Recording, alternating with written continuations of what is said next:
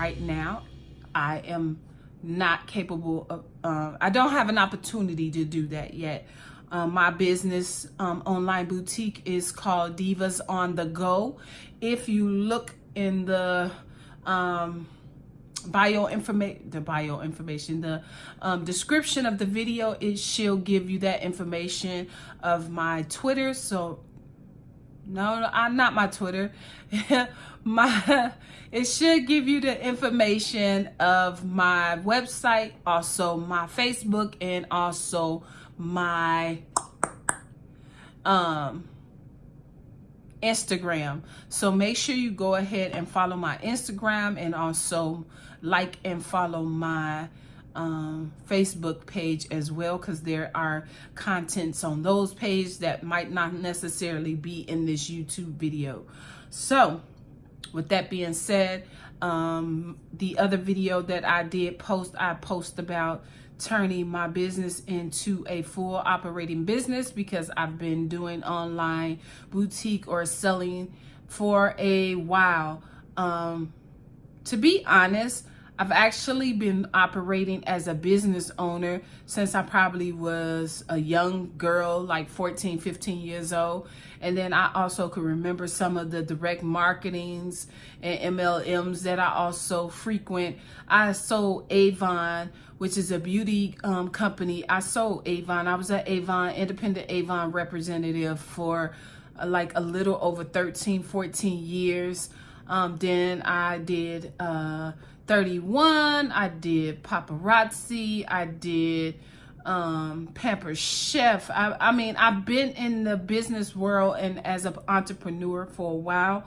So I do want to make the transition and make something successful. So I decided that I was going to take my own online boutique that I have been playing with for 3 years and actually turn it into a full operating business. So last video I told you about where I was. So this week wasn't the best week, but it wasn't the worst week either.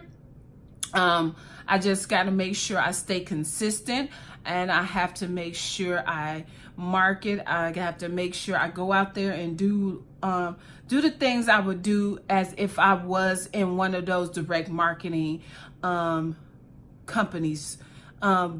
Just recently, I transitioned from selling paparazzi jewelry to selling my own jewelry. I found my own vendors.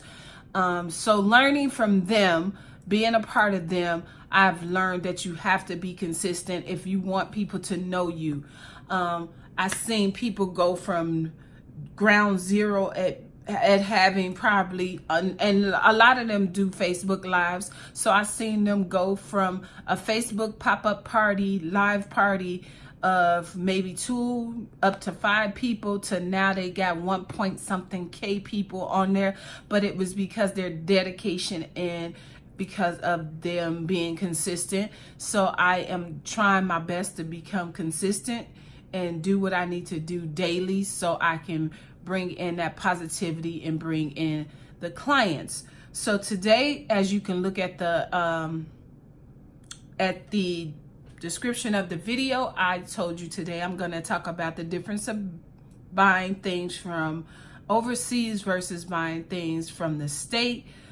So let's start with buying things from the state. Let's start with talking about the price range. Being that I've been in this for 3 years, when I first started, I did not have my seller's permit or my business license. I did have a tax ID because I did, like I said, I did a whole lot of things before I decided to do a boutique. So I did have a tax ID. I actually had a few tax ID because me and my husband ran a cleaning business as well. And also I had a fudge business with a friend that we needed a tax ID. And then I also had a tax ID under my personal name because I was doing contracting through one of the sites as a virtual assistant. So I had to have a tax ID for that separate. A lot of those have been non and voided out. So I took my personal one with my name and turned it into my business tax ID and put my business name on it, and it was totally free to do. So if you're thinking about being a business owner, it is totally free to become a business owner. It is totally free to get your tax ID. Well, I think it's totally free to get your tax ID through the IRS. You just go on and ask to get a EIN number, and they ask you a couple of questions. Now, I can tell you, if you go to, I am not a tax preparer, nor am I an accountant, nor am I working for the IRS. But you want to make sure you do ask your local IRS or your county clerk. Ask them all the questions that you need to ask before you get started.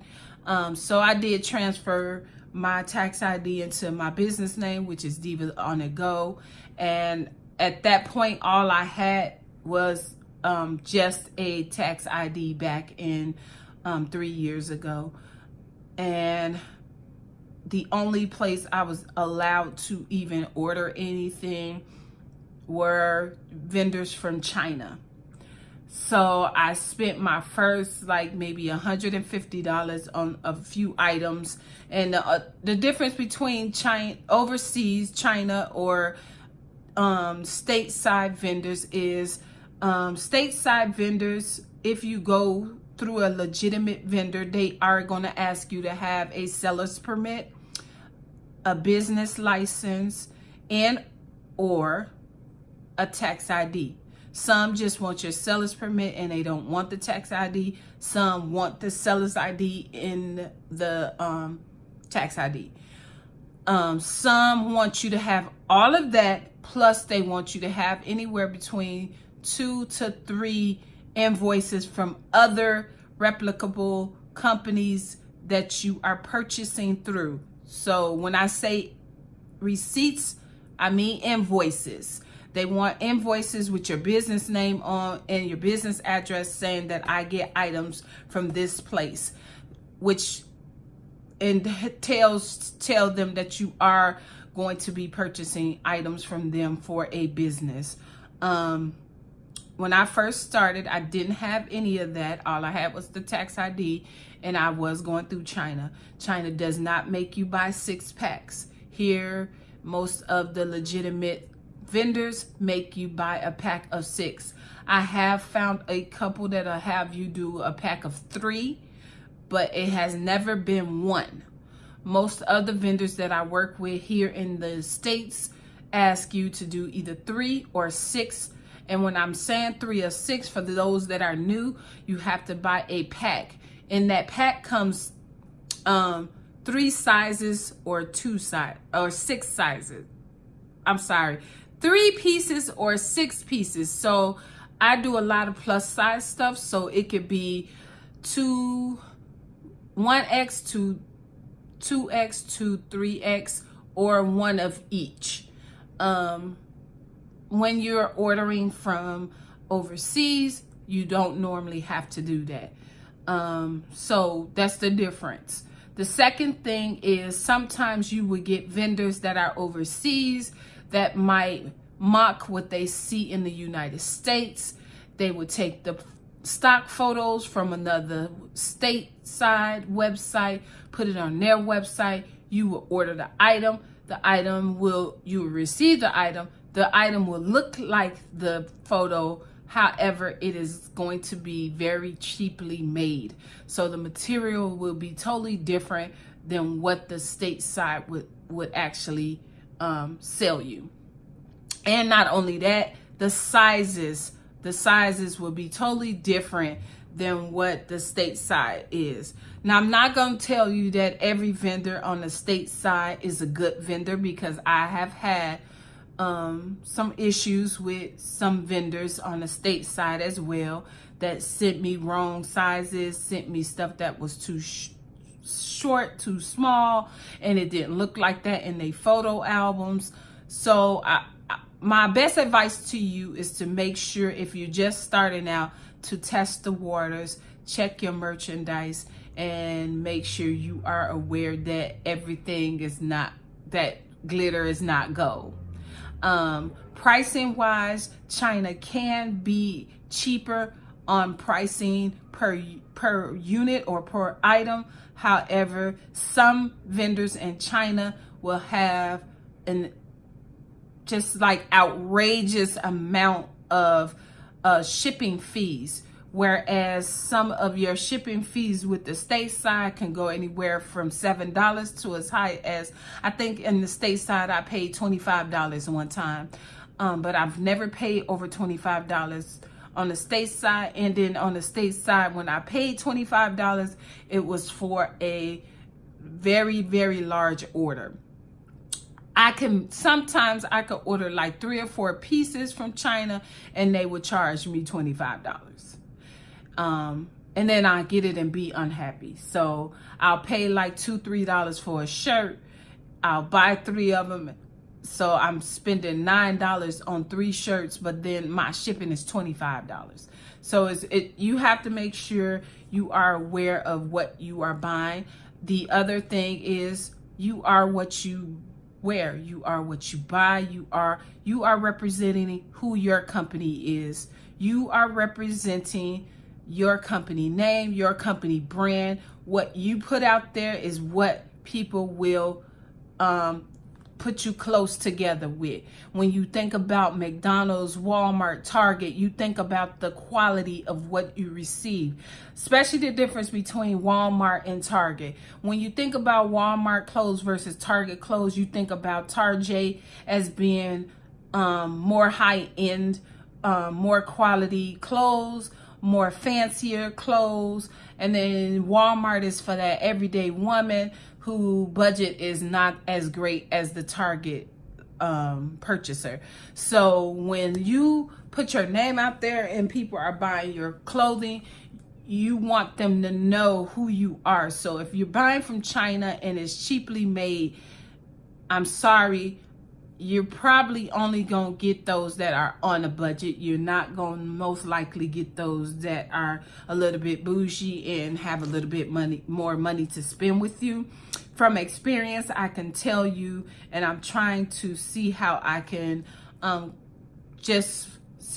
work around that, because I have some of those bougie on a budget girls and clients, and then I also have some of those clients that want to spend the money.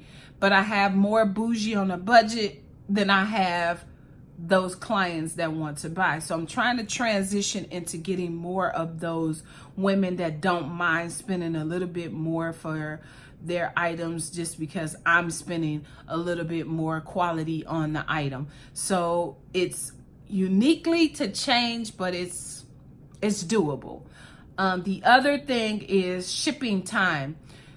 Anytime you buy anything from China, depending on where you buy it from, it can take anywhere between 7 days all the way up to probably 30 days or more. So you want to make sure you are careful when you are offering items that you don't